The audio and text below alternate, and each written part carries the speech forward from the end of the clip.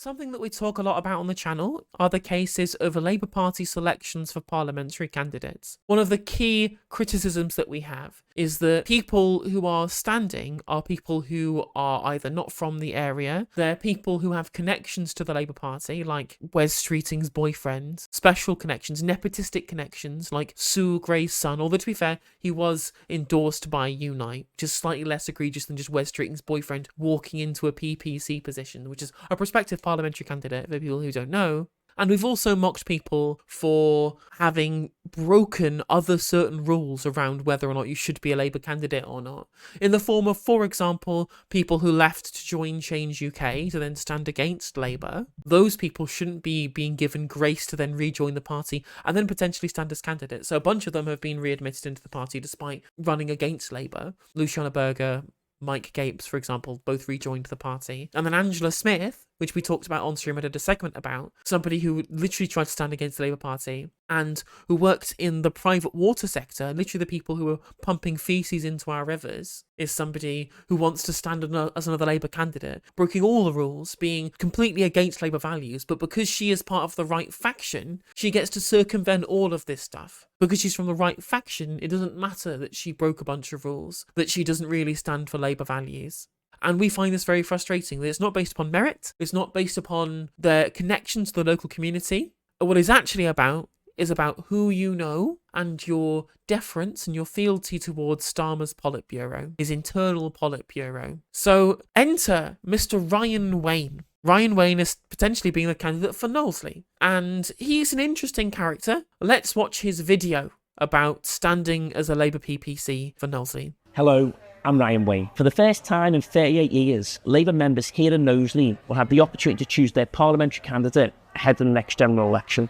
This comes after decades of remarkable public service from Sir George Howell. The process has started, and I've applied to be your next Labour MP. Over the coming weeks, you'll hear more about me, about who I am, what I want to achieve, and most importantly, why I want to be your Labour MP. Now, I've met many of you already, and you know how important Knowsley is to me and my family. My dad worked in Forton Halewood for 32 years, my mum in the one-stop shop in Huyton, and my sister. But was your dad a toolmaker though? And was your mum a nurse? That's the really important bit. How can you claim to have working class roots if your dad was not a toolmaker? In Wiston Hospital.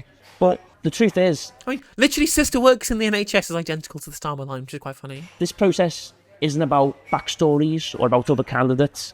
It's about your communities, and it's about you, Labour Party members. I wish it was about Labour Party members, but that's really not the case. It is literally about central Labour Party. Although, to be fair, this is actually a selection process in which people are actually standing, and it's not a foregone conclusion at time of recording. We'll see whether central Labour wants to get involved, whether they want to rig it in their favour, but the jury's out currently. We've got trade unionists, community activists, public sector workers, entrepreneurs, councillors past and present, a new generation of political talent coming through. We've got so much to be proud of. A new generation of political talent, including entrepreneurs standing for the Labour Party. Here in Knowsley. And the next MP must shine a spotlight on that. But the next MP also has a duty and responsibility to make sure that Knowsley is at the political front and centre of the next Labour government. And that's my commitment to you. I would love your support, and I would also love the opportunity to listen. So please get in touch. I can't wait to hear from you. Thank you. Just seems like a pretty regular parliamentary candidate. Nothing particularly spectacular. But friend of the show, JRC1921 from Twitter, has been doing some digging on this guy. This is from his LinkedIn, which was been wiped clean recently. I wonder why. I wonder why it's been cleaned recently, Ryan. So this guy set up a new centrist political party called United for Change in 2018. Tried to set up a new progressive movement, quote unquote. Got a few headlines, a fair few donations, lol. And you failed, apparently. Let's take a look at this party specifically, called United for Change, which literally just sounds like Change UK. Literally sounds exactly what you got from the Mike Gapes, plain Nando's generation of Change UK MPs. It was a British political movement founded on a centrist platform. The movement gained further attention after fundraising through large donations from philanthropists and donors, i.e. rich people. Although only launched in August 2018, it had reportedly been in the process of development for at least a year. Again, we are offering something in the Labour Party that is literally slightly to the left of Thatcherism, and that cannot be countenanced. We must apply pressure from the centre. It has subsequently been rebranded as the United Party for its launch as a political party. Again, isn't it terrible how people disagree in politics? We need to unite people who disagree with everything to pretend they agree with all the right-wing stuff whilst not actually implementing anything less left-wing at all. That's what unity politics is about, by the way. Unity politics is about ignoring the left and ceding all of the ground to the right, because the right never do it to us, so we have to cede ground to them. Or rather than changing people's minds and getting them to accept progressive policy. Hey-ho. In April 2018, British press reported that former Labour donor Simon Franks had set up a company, the Project One movement, aimed at potentially forming a political party and fielding candidates in an election. It received 5 million in funding from founders and was compared to En Marche in France. So it just shows you where these people will lie if they're going to compare them to Emmanuel Macron. Although at least Emmanuel Macron will call for a ceasefire and nationalise EDF, which is far more than these people will do. Nationalising extra bits of the energy sector. Like, even Keir Starmer's actual Labour Party won't do that. Do you think that people like Mr. Ryan Wayne over here from Centrist Change Party would do a Macron and nationalise sectors of the energy market? I very much doubt that. In August 2018, United for Change was launched as the political campaign of the Project One movement. In late August 2018, one of the founders of the movement, Adam Knight, left to set up his own political organisation. He later voiced his support for the Liberal Democrats. So, really real Angela Smith moment. Join Change UK, try and set up a new political party, realise that it's a complete waste of your time and money, and just join the Liberal Democrats anyway. The austerity-supporting, student-betraying party of capital, the Liberal Democrats, but they're slightly progressive, so it's okay. The founders of United for Change are Simon Franks, Dr. Saima Rana, Alex Chesterman OBE, Richard Reed CBE, Ryan Wayne and James Wolfe, and somebody whose name I can't pronounce. Weird that they all end up being with the Liberal Democrats. It's almost like chat. It's almost like they should always have been members of the Liberal Democrats, and that they're only in the Labour Party because they view it as a way of launching their political career, despite not aligning with Labour social democratic values, and actually more aligning with neoliberal Liberal Democrat values. And when push comes to shove, and actual social democratic principles are on the ballot in the form of the Labour Party in 2017, they throw their toys out of the pram and decide they're best off just joining the Liberal Democrats anyway. I wish more of them would just admit that and do it, but hey-ho, we're in the position that we're in because of first past the post. Simon Franks has said he wants to make Unite for Change a grassroots movement with the aim of launching it as a registered political party just after Brexit. Of course it's Brexit. As of June 2019, it has reportedly scaled back its ambition to win the next general election as a new party, but still seeks to launch fully as a political movement once Brexit is resolved. I guess we won't need to now that Keir Starmer has turned the Labour Party into just the Liberal Democrats, but with red ties on, and less socially progressive, I add. There's no need for this party, so all of these people are now vying for safe Labour seats to launch their political careers of centrism. Wonderful. Isn't it great looking at the political choice that we have at the next election? The amazing amount of political choice. Let's have a look into Simon Franks as well, shall we? The man who bankrolled this political project. It is, it is a film company that he founded called Lionsgate. So he's an entrepreneur. I wonder why Ryan Wayne was so eager to bring up the potential entrepreneurs in the Labour Party. But I guess, putting funding into the arts is actually probably a pretty good thing. In terms of the kind of people who could be donating their large swathes of money to a political cause. People who make films, I guess I'll give them a pass for now. The person whose name I couldn't pronounce is the 8th Marquess of Bath. Of course they are. Of course they're the 8th Marquess of Bath. Oh my god. Of course, that's the kind of person who would get involved in United for Change. Is that a lot of these people just believe that they have a God-given divine right to a political career.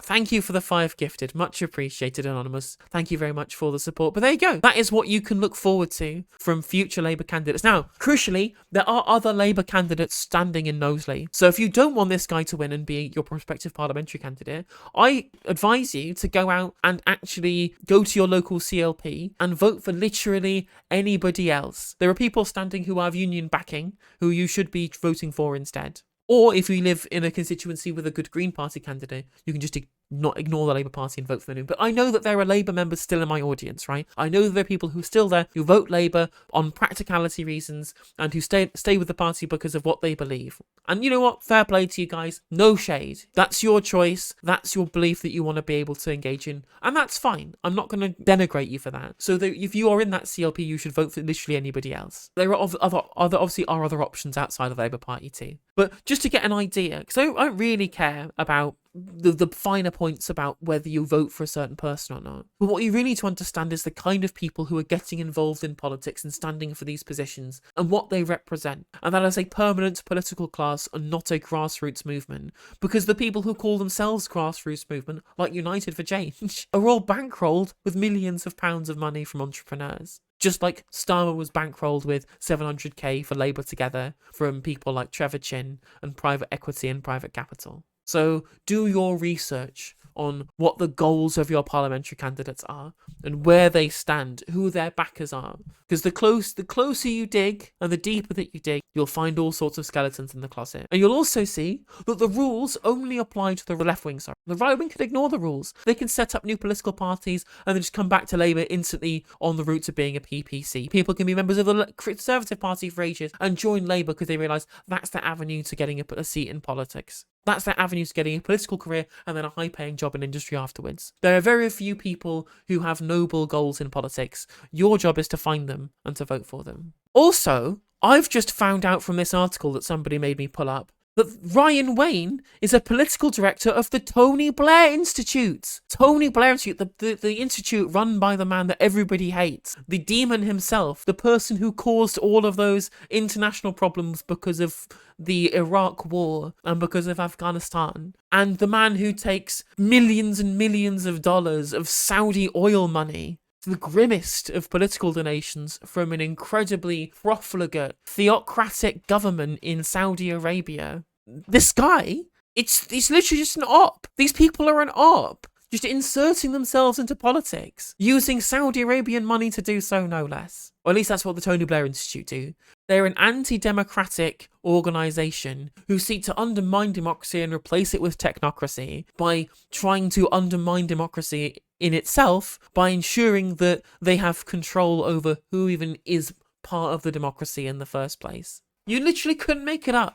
Not only is he somebody who stood against the Labour Party, not only is somebody who is running on a ticket to try and be as centrist as possible because that's what he really wanted when he stood for United for Change, he's also linked to the Tony Blair Institute. You literally couldn't make this stuff up. You literally could not make it up. Hey there, if you enjoyed the video, make sure that you like and leave a comment. That helps the video out in the algorithm. If you subscribe and ring the bell, it'll let you know when I go live. I stream every day on YouTube and Twitch. You can also follow all of my socials down in the description. And if you want to support me in a more financial manner, there's a join button for membership. It's just 99p to be a member on YouTube, as well as a Patreon, and there's some merch there as well. And hopefully I'll catch you on the next video. Take care.